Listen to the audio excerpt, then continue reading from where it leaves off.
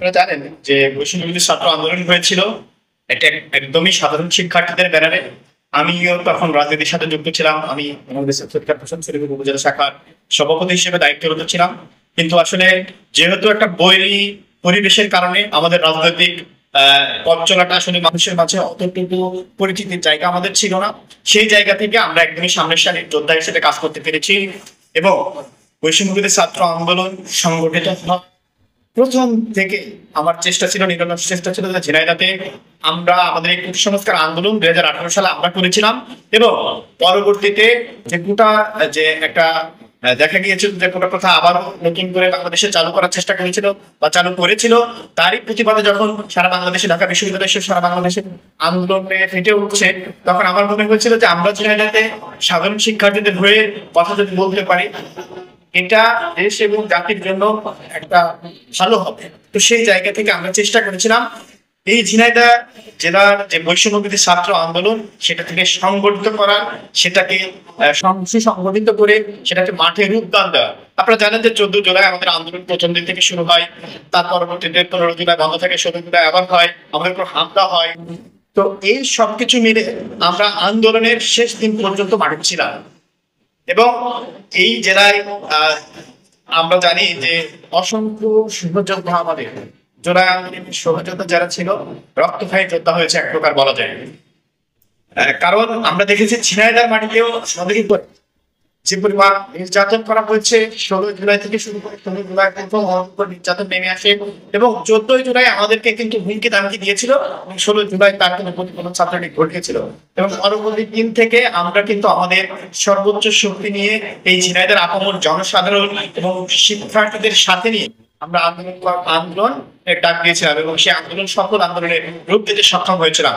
আমরা সকল ছাত্র সংগঠন সকল রাজনৈতিক দলের সাথে আলোচনা করেছি এই আন্দোলন নিয়ে এবং এই আন্দোলনকে কিভাবে গতিবিধি বাড়ানো যায়, এই আন্দোলনকে কিভাবে জনসম্পৃক্ততায় রূপদান করা যায় সেই বিষয়ে আমরা কাজ করেছিলাম।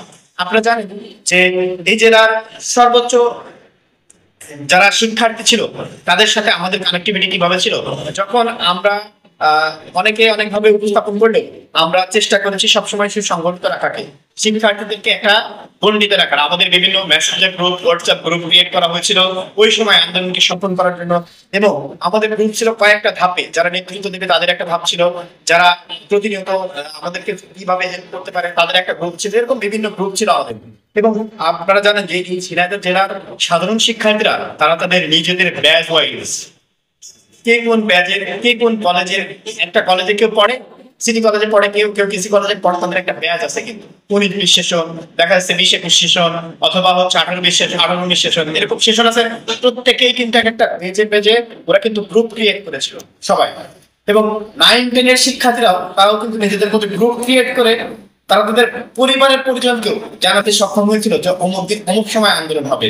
যার বাবা মারা জানতো না যে এই আন্দোলন অমুক জায়গা থেকে শুরু হবে, কিন্তু তারা ঠিকই তাদেরকে মেসেজ দিতে পারতো যে অমুক দিন অমুক জায়গা থেকে আন্দোলন হবে। আপনারা জানেন যে 19 তারিখের পরে 18 তারিখের পরে কিন্তু আসলে 16 তারিখ 18 তারিখের পরে নেট একদমই স্লো হয়ে যায় এবং আসলে নেটে কোনো কাজ করা খুব কঠিন হয়ে যাচ্ছিল। তখন আমরা শিক্ষার্থীদের কাছ থেকে একদমই আমাদের মিছিলগুলোর ভিতরে আমরা শিক্ষার্থীদের কাছ থেকে আমরা একটা নাম্বার কালেক্ট করতাম, সবার ফোন নাম্বার কালেক্ট করতাম এবং আমরা এই ফোন নাম্বারগুলো কালেক্ট করার পরে আমরা সরিয়ে দিতাম সবার কাছে। আমাদের যারা নেতৃত্ব পর্যায়ে ছিল, আমাদের প্রথম দিকে আমরা হচ্ছে 11 জন ছিলাম, একটা আমাদের আহ্বায়ক কমিটি হয়েছিল, সমন্বয় কমিটি হয়েছিল। সমন্বয় কমিটিতে একজন সমন্বয়ক আব্দুল্লাহ মামুনকে সমন্বয় করে এবং সহ সমন্বয় কিছু করে এবং সদস্য 3 জন 4 জন ছিল সেই কমিটিতে। তার পরবর্তী সময়ে আমরা এই আন্দোলনকে গতিবিধি করার জন্য যাতে আমরা আমাদের মেসেজটা ফেসবুকে বা অন্যান্য সোশ্যাল মিডিয়াতে যখন প্রকাশ করতে পারছি না নেটের সমস্যার কারণে, তখন কিন্তু আমরা তাদেরকে ফোনে মেসেজ দিয়েছি। এখন আমার অনেক মেসেজ আমার ফোনে আছে যেগুলো আসলে ডিলিট করে এই স্মৃতি হিসেবে রাখার জন্য ভাবছি এগুলো আমার প্রিন্ট দিয়ে রাখবো, যাতে কোনো এক সময় মানুষ আমাদেরকে ভুল না বোঝে এবং এর তথ্য প্রমাণ যাতে থেকে যায় এই একটা ব্যাপার। আর হচ্ছে ওই সময় আমরা চেষ্টা করেছিলাম সবার নাম্বারগুলো কালেক্ট করে আমরা যারা নেতৃত্ব করতেছিলাম তাদের কাছে 10 জন 20 জন 30 জন করে দিয়ে দিতাম যে আপনারা এই 10 জনের সাথে প্রতিনিয়ত কথা বলবেন এবং এদেরকে কল ব্যাক দেবেন, যাদেরকে কল দিয়ে মাঠে আন্দোলনের মাঠে ডাকবেন এবং তারা যেন আবার বাসায় ফিরছে কিনা নিরাপদে এটা তথ্য নেওয়ার জন্য তাদেরকে ব্যাক কল দেবেন। এবং ওই সময় আমাদের অনেক সহযোদ্ধা আছে। আমাদের জুলাই আন্দোলনের যে সমস্ত রাজনৈতিক বা অরাজনৈতিক কিছু প্ল্যাটফর্ম থেকে আমাদের কিছু ভাই আসছিল। আপনারা জানেন যে আমাদের গণঅধিকার পরিষদের সভাপতি শাখাত হোসেন ভাই, আমাদের ইকবাল ভাই, রাজু ভাই, সাকিব মোহাম্মদ আল হাসান, সোনালী রাখি ইনস্টিটিউটে চাকরি করেন বড় ভাই, সে আমাদের শিশু বাকাকে হিসেবে আমাদের সাথে সবসময় ছিলেন এবং বুদ্ধির পরামর্শ, এবং তারা সবাই আমাদেরকে আর্থিকভাবেও সাপোর্ট করেছিলেন এই আন্দোলনের সময়। আর্থিকভাবে কেমন, আমাদেরকে আসলে টাকা পয়সা দিয়ে কাউকে চালাতে হবে আসলে এরকমটা ছিল না, কিন্তু আমাদের ওই সময় আমাদেরকে ফোনে ফ্লাক্সি দিয়ে এই যারা কথা বলতে ফোনে ফ্লাক্সি দিত সবাই। কারণ আসলে আমরা তো ওই সময় বিভিন্ন জায়গায় আমরা বাজারঘাটে খুব কম যাইতাম, আমরা যারা আন্দোলন ছিলাম তার বাজারঘাটে খুব কম যাইতাম। তো এই মানুষগুলোকে তাতে যে ফোনে যে কার্যক্রম গুলো প্রচার করছিল এইগুলো যাতে করতে পারে সেই বিষয়ে সবাইকে সহযোগিতা করা। এবং আপনারা জানেন যে জুলাই আন্দোলনের প্রথম দিন থেকে শুরু আমি এই আন্দোলনের নোটিশ করছি, এবং এই আন্দোলন কোথা থেকে হবে আপনার যতগুলো প্রেস রিলিজ ছিল, এক কথায় নোটিশ যেগুলো ছিল সব আমার নামে হতো। এবং জুলাই আন্দোলন করতে যে বৈষম্য বিরোধী ছাত্র আন্দোলনের নামে একমাত্র আমি রিহান মামলা পেয়েছি, 36 নম্বর মামলার আসামি 19 তারিখে।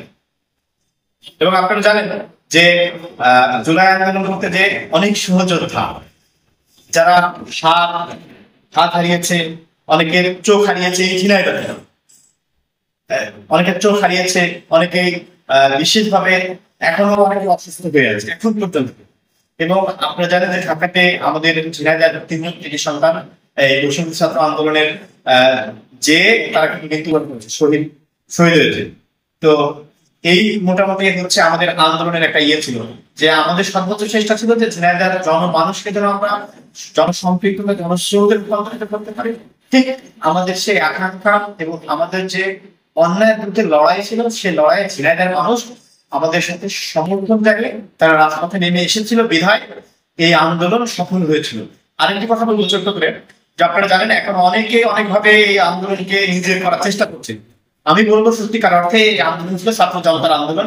এই আন্দোলনে কোনো দলের একক কোনো ক্রেডিট ছিল না, এবং এই আন্দোলন একদমই সাধারণ শিক্ষার্থীদের ব্যানারে গড়ে ওঠা। আমি বলবো সাধারণ শিক্ষার্থীরা এই আন্দোলন করেছে।